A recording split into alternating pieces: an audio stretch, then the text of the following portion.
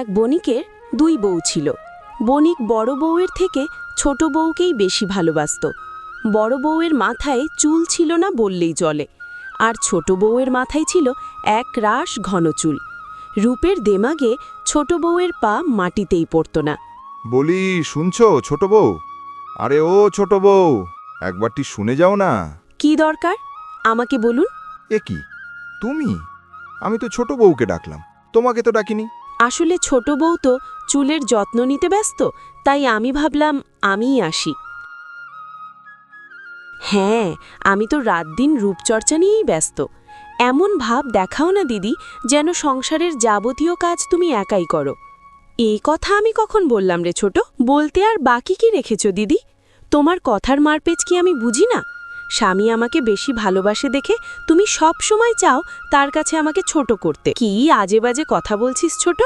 শোনো বড় বউ, এই কথায় কথায় আর ঝগড়া করো না তো। ঝগড়া কি আমি করছি?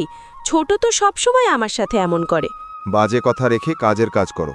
যাও, আমার জন্য পানটা সাজিয়ে নিয়ে এসো। না চাইলে তো আজকাল কিছুই পাওয়া যায় না। আরে হাঁ করে দাঁড়িয়ে রইলে কেন? যাও না। ছোট বউ, আরে ও ছোট বউ, কাছে এসো না, কথা আছে। এই, আপনি কিছু বলেন না বলেই তো বড় বউ এত জেদি হয়ে গেছে। আহা, বাদ দাও না ওসব কথা, কাজের কথা শোনো। কাল ভোরে উঠে আমি শহরে যাব বাণিজ্য করতে। ফিরব ওই সপ্তাহখানেক পরে। বড় বউকে আবার আগে থেকেই সবকিছু জানিয়ে দিও না। কেন জানাবো না কেন? গতবার ওই অপয়ামুখী বড় বউয়ের মুখ দেখে বাণিজ্যে গিয়েছিলাম, তাই লোকসান খেয়ে সর্বস্ব খুইয়ে খালি হাতে বাড়ি ফিরতে হয়েছিল।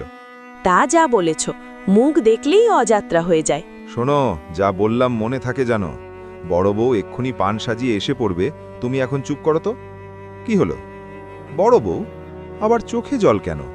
ও কিছু না, এই চোখে কি যেন পড়ল মনে হয়, তাই চোখে জল এসেছে।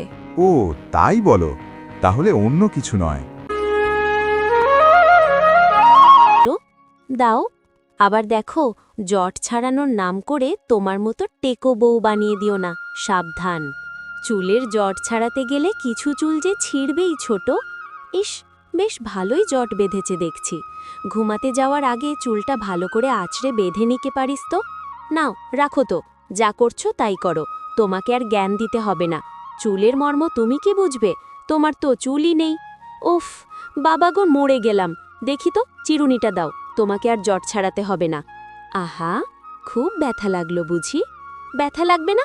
তুমি চুলের জট ছাড়াচ্ছিলে না মাঠে লাঙল টানছিলে? ইস মাগো, কত চুল ছিঁড়ে দিয়েছ। তোমার মতলব আমি বুঝেছি, দাঁড়াও, তোমার মজা আমি দেখাচ্ছি। আহ, ছাড় ছোট, আমার ঘাড় হয়েছে, আর কোনোদিন তোর চুলের জট ছাড়াবো না। ছেড়ে দিব এত সহজে? তোমার এই চুল না ছেড়ে তোমায় আমি ছাড়ব। বাহ, কি সুন্দর রূপ খুলেছে। আয়নায় দেখো, ঠিক যেন বাঁদর রাজ্যের রাজকন্যা। না, অনেক হয়েছে, এখানে আর থাকা যাবে না। তোর সুখের সংসার তুই কর ছোট, আমি চললাম। কোথায় যাবে শুনি? কোনো চুলোয় তোমার জায়গা হবে না। আর তুমি গেলে বাড়ির কাজ কে করবে? তোর সংসার তুই বোঝ। যেও না বলছি, সে এখন বাড়িতে নেই, সে ফিরলে যেও, এখন যেও না, যেও না। না, যেখানে শুধু রূপ দিয়ে মানুষ বিচার হয়, মনের খবর কেউ রাখে না, তার থেকে বন জঙ্গলই ভালো।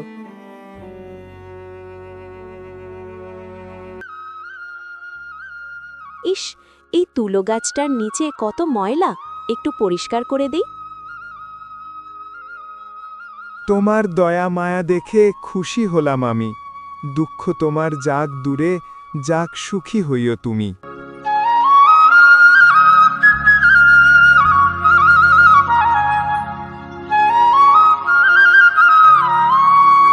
আহারে, কলা গাছটা কেমন হেলে পড়েছে, একটা ঠেকনা দিয়ে দিই, তাহলেই ঠিক থাকবে। তোমার দয়া দেখে আমি খুশি, তোমার দুঃখ দূর হোক, সুখে থেকো। তুমি কে মা? এই গভীর জঙ্গলে একা কি করছো? আপনি তো অন্তর্যামী বাবা, আমি বড় দুঃখিনী, দয়া করুন। ওই যে পুকুর দেখছো ওখানে, একটি মাত্র ডুব দিয়ে আমার কাছে এসো মা। যথা আজ্ঞা বাবা। কি আশ্চর্য, আমার মাথা ভর্তি চুল, গায়ে দুধে আলতা রং, এ সবই তার দয়া। ওঠো মা। এই ঝুড়িটা নাও, এই ঝুড়ি খুলে দেখো। বাবা, এই ঝুড়ি ভরা সোনাদানা সবই কি আমার? হ্যাঁ মা, সব তোমার। শুধু তাই নয়, এই ঝুড়ি কখনোই খালি হবে না। ওতে যা ধনরত্ন আছে সব বের করে নিলে দেখবে আবার ভরে গেছে।